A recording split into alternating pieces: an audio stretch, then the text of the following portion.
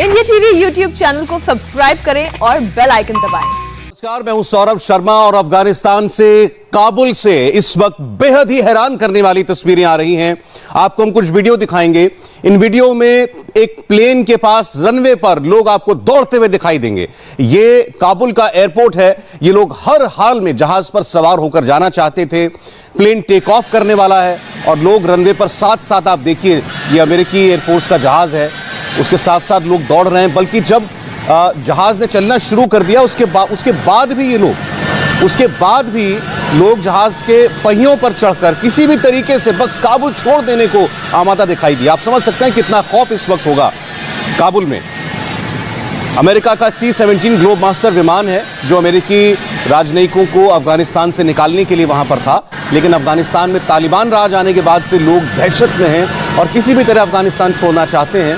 और आप देखिए कि कैसे अपनी जान जोखिम में डाल रहे हैं। ना कोई पासपोर्ट, ना कोई वीजा, कुछ नहीं, बस किसी भी तरह एक जहाज पर सवार हो जाएं कि बस किसी तरह तालिबान से छुटकारा मिले। तो ये आलम है इस वक्त अफगानिस्तान का। काबुल की तस्वीरें आप देख रहे हैं, काबुल हवाई अड्डे की तस्वीरें। ये अमेरिकी एयरफोर्स का विमान है, C-17 विमान। अमेरिका अपने आखिरी वहां बचे राजनयिकों को वहां से निकाल रहा है, अपने नागरिकों को निकाल रहा है। और इस बीच एयरपोर्ट के ऊपर जब ये अफरा तफरी मची तो कुछ गोली चलने की भी खबर आई, जिसमें ये कहा जा रहा है कि शायद कुछ लोगों की मौत भी हुई है। लेकिन जब आखिरी जहाज वहां से जाने लगा तो आप देखिए लोगों में क्या अफरा तफरी मची। चलते जहाज में चढ़ने की होड़ है, जहाज के पहियों पर चढ़ने की कोशिश कर रहे हैं लोग। ये काबुल की तस्वीरें हैं। और आपको बता दें कि आगे जो हम आपको तस्वीरें दिखाएंगे वो और विचलित करने वाली हैं। ये C-17 ग्लोब मास्टर विमान जब काबुल एयरपोर्ट से उड़ा तो बहुत कुछ लोग जो थे इसके पहियों पर सवार हो गए थे। और वाकई दिल दहला देने वाली तस्वीरें हैं। ये इंसान हैं जो आपको उस जहाज से गिरते हुए दिखाई दे रहे हैं। आप सोचिए कि दहशत है, खौफ है, लेकिन ये तो एक किस्म का ये जानते हुए कि जो वो करने जा रहे हैं खुदकुशी है। जहाज के पहियों पर चढ़ जाना, जहाज टेक ऑफ कर जाता है, हवा में चला गया और आप देखिए कितनी ऊंचाई पर जहाज उड़ रहा है। जाहिर है कोई भी इंसान ये सहन नहीं कर पाएगा कि हवाई जहाज के पहियों पर वो सवार हो। कितनी देर तक आखिर इंसान वहां पर टिकता, और आखिरकार हुआ यही। आप देख सकते हैं लोग जो चढ़े थे जहाज पर वो गिर गए, उनकी मौत हो गई। और घरों की छतों के ऊपर इन लोगों के शव जो हैं वो दिखे हैं, मिले हैं पड़े हुए। तो आप अंदाजा लगाइए इस वक्त काबुल के हालात क्या हैं। काबुल में कल रात से ये हो रहा है। कल रात से एयरपोर्ट की तरफ भीड़ की भीड़, झुंड के झुंड आ रहे हैं और जो जहाज दिखता है उसमें चढ़ने की कोशिश की जाती है। और ये तो ऐसी तस्वीर है जो शायद किसी इसकी कल्पना नहीं कर सकता। ये देखिए जरा आप, ये जहाज में एक दूसरे को खींचकर चढ़ाया जा रहा है।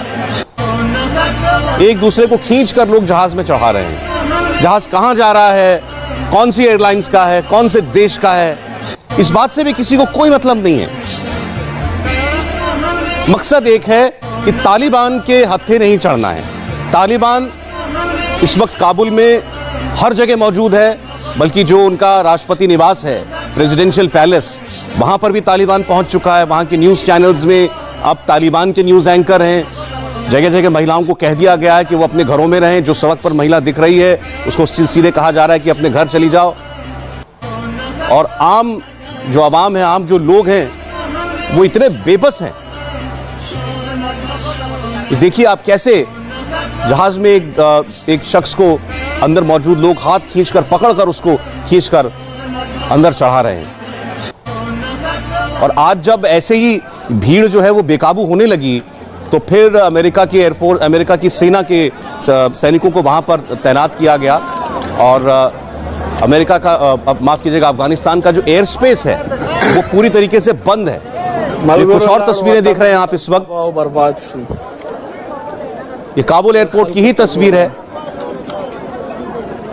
और आप देखिए जरा, ये शायद कुवैत का जहाज था, कुवैत की किसी एयरलाइंस का। जहाज के ऊपर लोग चढ़े हुए हैं, जहाज के डैनों के ऊपर, पंख के ऊपर लोग चढ़े हुए हैं। ये देखिए आप, जहाज के ऊपर आपको मौजूद लोग दिखाई देंगे। ये डेस्परेशन है लोगों के अंदर कि किसी भी तरीके से बस हम काबुल छोड़ दें। लोग अपने परिवार लेकर यहां पहुंचे हैं। अभी तक काबुल एयरपोर्ट के अंदर तालिबान दाखिल नहीं हुआ है और खबरें ऐसी आ रही हैं कि शायद ये अमेरिका के साथ उनकी एक ये अंडरस्टैंडिंग है कि जब तक अमेरिका अपने सभी राजनयिकों को, अपने नागरिकों को नहीं निकाल लेता है, तब तक तालिबान जो है वो एयरपोर्ट के अंदर नहीं आएगा। लेकिन आम लोग आप देखिए कैसे जहाज में चढ़ने की कोशिश कर रहे हैं। काबुल एयरपोर्ट की एक दूसरी तस्वीर, आलम यह था कि प्लेन में चढ़ने के लिए जंग जैसा मंजर हो गया।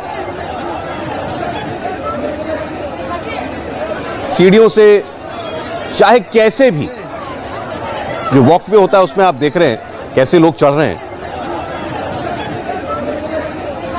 और वहां भगदड़ भी मची है, स्टैम्पीड भी हुई है, ये भी खबर है, उसमें भी काफी लोग घायल हुए हैं। काबुल एयरपोर्ट पर चारों तरफ अफरा तफरी का माहौल है और ऐसा लग रहा है कि पूरी जनता जैसे शहर की इस एयरपोर्ट पर उतर आई हो। रनवे पर प्लेन के चारों तरफ हजारों लोगों की भीड़ जमा थी, जो कुछ थोड़ा बहुत सामान अपने साथ ला सके ला। देखिए छोटे छोटे बच्चे हैं यहां पर।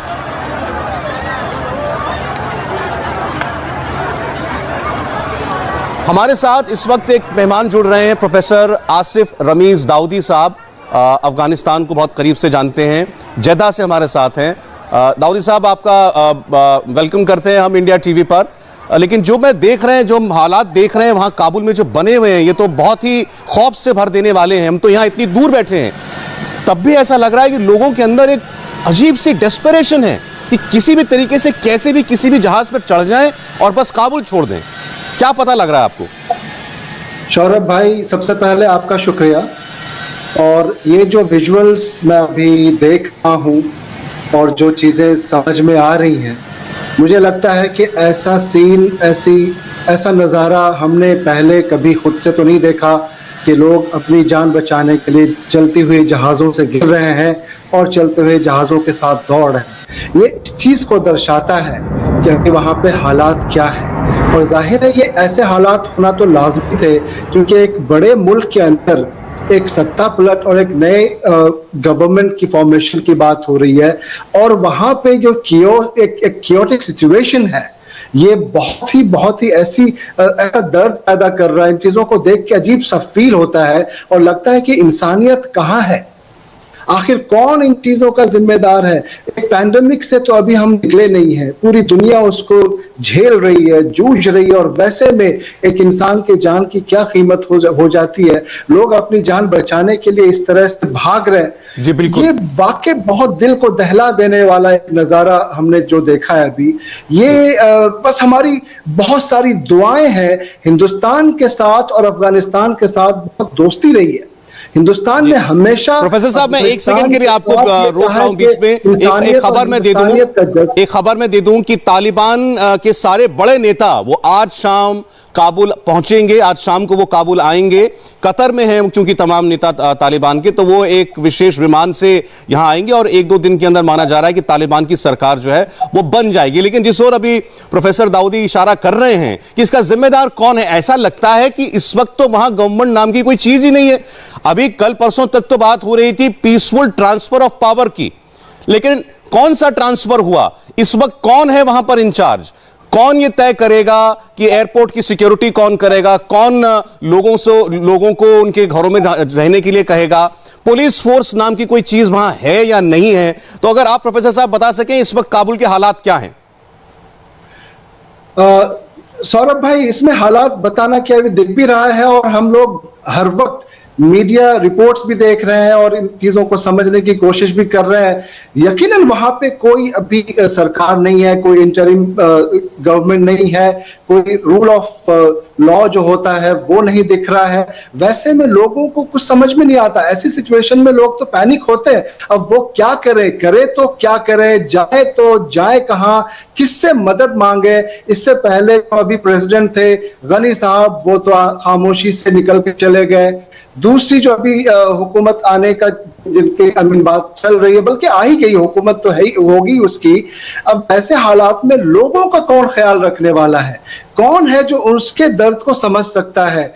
और इस दर्द को समझने के लिए मैं जो अपनी बात पूरी कर रहा था थोड़ी देर पहले, कि कुछ बहुत ज्यादा तो बैठ के यहां से आप और हम नहीं कर सकते, लेकिन दुआएं जरूर दे सकते हैं, क्योंकि हिंदुस्तान का हमेशा ताल्लुक बहुत अच्छा रहा अफगानियों से, और हमेशा उन्होंने कोशिश की कि इन पड़ोसी से हम अच्छे ताल्लुकात लेके चलें। इस वजह से इंसानियत का भी रिश्ता है और हिंदुस्तानियत का भी रिश्ता है, और उसको देखते हुए हम दुआएं जरूर देंगे, लेकिन इस चीज को समझने की जरूरत है कि ये कब तक चलेगा। मैं अभी आपसे कह रहा था कि पैंडेमिक से तो अभी हम पूरी दुनिया जो जूझ रहे हैं उससे तो निकल नहीं पाए, एक दूसरी चीज आ गई सामने। और एक और एंगल जो अभी मैं देख रहा हूं, लोग मदद करना चाहे भी, कौन मदद कर रहा है, कौन उनकी मदद कर सकता है, लेकिन अभी कोई ऐसी चीजें तस्वीर खुल के आई नहीं। लेकिन अगर करते भी हैं तो अभी जो हालात चल रहे हैं पैंडेमिक के, कोरोना के, आप तो कई ऐसे कंट्रीज हैं जहां आप बगैर पीसीआर के, बगैर वैक्सीनेशन के, रिपोर्ट्स के आप जा नहीं सकते। एक तो वो नजारा है, वो एक अलग मामला है, दुनिया में और दूसरी प्रॉब्लम्स आ सकती है। लेकिन अभी इन चीजों को समझना, एक चीज ये हो सकती है मेरे हिसाब से कि कम से कम वहां पे कोई ऐसा माहौल क्रिएट हो कि उन लोगों के दिल में ये आए कि भाई आप कम से कम पैनिक ना हो, और कोई ऐसा। देखिए प्रोफेसर साहब, अब तो एक बात बिल्कुल साफ है कि वहां, जैसा आपने कहा, सरकार नाम की कोई चीज है नहीं, और इसके लिए जिम्मेदार अमेरिका को भी माने। सारे एक्सपर्ट्स कह रहे हैं कि अमेरिका ने जिस तरीके से एक किस्म से लावारिस छोड़ दिया अफगानिस्तान के लोगों को, और उनके अपनी सरकार के मुखिया अशरफ गनी जो कहते थे कि मैं कभी सरकार नहीं छोड़ूंगा, मैं लड़ूंगा, वो रातों रात गायब हो गए। ये भी नहीं पता कि कौन से देश भागे, कितने लोगों को लेकर के अपने साथ भागे। इस तरीके से किसी देश का मुखिया भाग जाए रातों रात, शर्मनाक है, अपने लोगों को ऐसे बेसहारा छोड़ करके। अब हालत यह है कि उनके पास चारा ही और कुछ नहीं है सिवाय इसके कि तालिबान ही कुछ वहां पर कोई ऑर्डर ला सके तो लाए, क्योंकि इस वक्त तो उसके अलावा वहां कोई बचा ही नहीं। मैं आपके इस पॉइंट पे आऊंगा कि चारा कुछ नहीं है, लेकिन जो बेबसी दिख रही है और जिस तरह से वहां के मुखिया भाग के चले गए, लोगों को छोड़ के चले गए ऐसे मंझदार में, और अमेरिका का जो आप कह रहे हैं कि एक्सपर्ट्स कह रहे हैं, ये बिल्कुल ऐसा दिख रहा है। अमेरिका अब जिम्मेदारी अगर इस पे फिक्स की जाए, अकाउंटेबिलिटी फिक्स की जाए लोगों की जान जाने की, परेशानियों की, तो 20 साल से तो अमेरिका वहां पे है, ट्रेनिंग्स दे रही हैं, हथियार वहां पे पहुंचा रहे हैं, और एक तरह से ये था कि किसी भी तरह से वहां पे चीजों को कंट्रोल करें।